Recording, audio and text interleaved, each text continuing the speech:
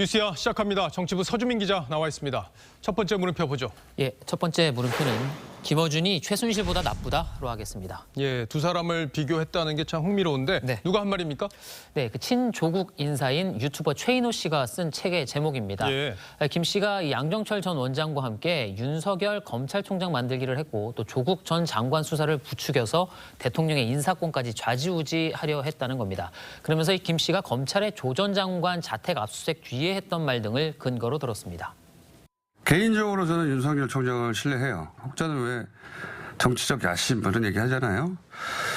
제가 알기로는 전혀 아닙니다. 윤석열 총장의 정치적 야심설은 낭설에 가깝다고 보나 충정이라는 단어가 저한테 탁 꽂혔는데 저는 거기에 윤 총장의 진심은 담겨 있다고 생각합니다. 네, 하지만 윤 전 총장에 대한 여권의 시각이 바뀌는 등 이 상황이 변하자 윤석열을 버리면서 이른바 과거 세탁에 들어갔다고 했습니다. 예.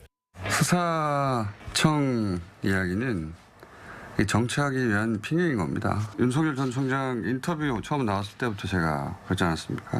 네.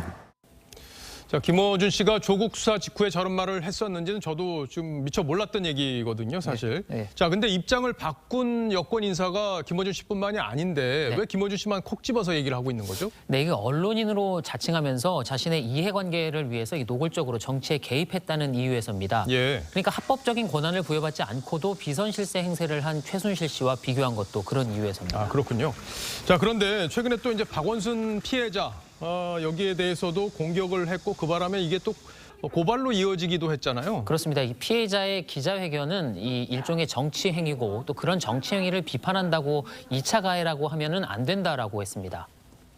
메시지 핵심은 민주당 찍지 말라는 거 아닙니까? 정치행위에 대해 비판은 다른 차원이 되기 때문에 그걸 비판한다고 2차 가해라고 하면 안 되죠. 네, 그 후에 일부 지지자들은 이 피해자를 선거법 위반으로 고발하는 등 행동에 나서기도 했습니다. 이와 관련해서 피해자와 함께 기자회견을 했던 활동가 권김현영 씨는 이 김어준이 또 공격 지시를 내린 거나 다름없다면서 김어준으로 흥해서 김어준으로 망할 거다라는 글을 페이스북에 올렸습니다. 예, 뭐 이른바 좌표를 찍었다 뭐 이런 네. 거죠. 네. 자, 첫 번째 물음표 정리합시다. 네, 첫 번째 물음표.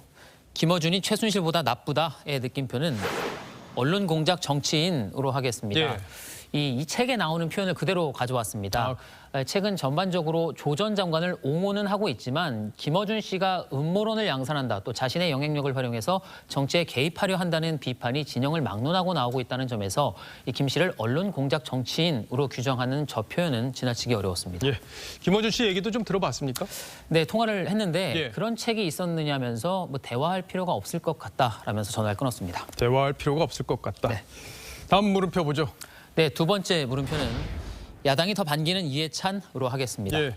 요즘 이해찬 전 대표가 선거를 앞두고 이제 종횡무진 행보를 하고 있어서 논란을 낳고 있던데 야당이 더 반긴다. 이건 무슨 얘기인가요? 예, 뭐 그렇습니다. 지난해 8월 그 정치 일선에서 물러난 이 전 대표가 이 지난 사흘 사이에 이 방송과 유튜브에 연쇄 인터뷰를 했습니다. 화제와 논란이 된 말들이 많았습니다. 저는 선거가 아주 어려울 줄 알고 나왔는데 요새 돌아가는 거 보니까 거의 뭐 선거는 이긴 것 같습니다. 제가 보기에는 어제 그제 나온 여론조사는 거의 그 신뢰성이 없는 조사입니다. 네, LH 사태는 어쩔 수 없는 현실이고 또 위에는 맑아지기 시작했는데 아직 바닥에 가면 잘못된 관행이 많이 남아있다는 발언 역시 논란을 낳고 있습니다. 예. 여당 국회의원 그리고 뭐 청와대 경호실 과장 뭐 이런 분들도 다 지금 연관이 돼 있어서 논란이 큰데 네. 뭐 이런 사람들이 아랫문은 아니잖아요. 그렇죠. 그죠? 예. 네. 어쨌든 뭐 LH 사태, 박원순 사태 이런 악재 속에서 일종의 구원투수로 나왔다 이렇게 봐야겠죠. 예, 그렇습니다. 그런데 야권에서는 오히려 반기고 있습니다. 이 과거 이 전 대표가 서울을 천박한 도시, 또 부산이 초라하다라고 한 발언도 다시 소환된다는 겁니다. 또 LH 사태와 관련한 발언, 또 이긴 선거 같다는 등의 발언이 중도층 이탈을 불러올 것이라고도 분석했습니다.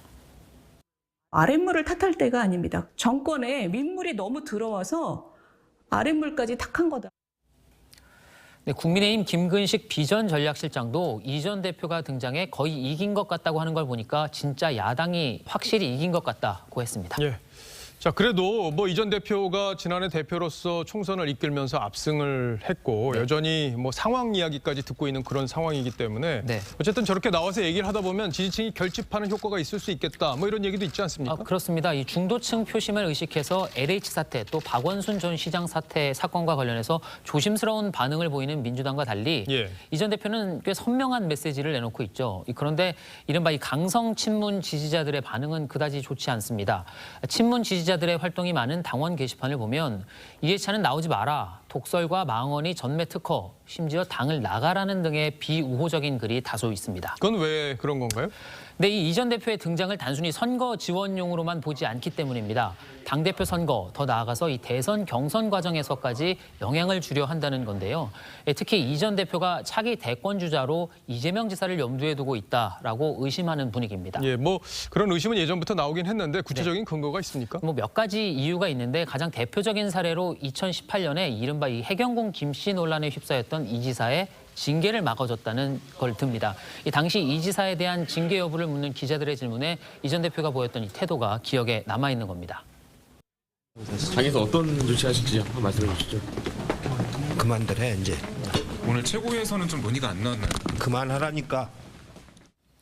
네, 다만 이 전 대표 측은 이 지사를 밀고 있다는 의혹은 전혀 사실이 아니다라고 했습니다. 예, 뭐 이재명 지사가 친문 적자로 친문 진영에서는 보지 않기 때문에 내부적으로 저런 힘겨루기가 벌어지는 거 아닌가 싶네요. 예. 두 번째 물음표도 정리해 보죠. 네, 두 번째 물음표, 이 야당이 더 반기는 이해찬의 느낌표는 산으로 가는 집토끼로 하겠습니다. 산으로 가는 집토끼요. 예, 그러면 당원 게시판 반응을 보면 이 중도층이라고 하는 산토끼뿐 아니라 이 집토끼까지 도망가는 듯한데 이 전 대표의 등판이 득이 될지 실이 될지는 좀 더 지켜봐야 될 것 같습니다. 예. 뭐 집토끼도 마음에 안 들면 산으로 가죠. 뭐. 예.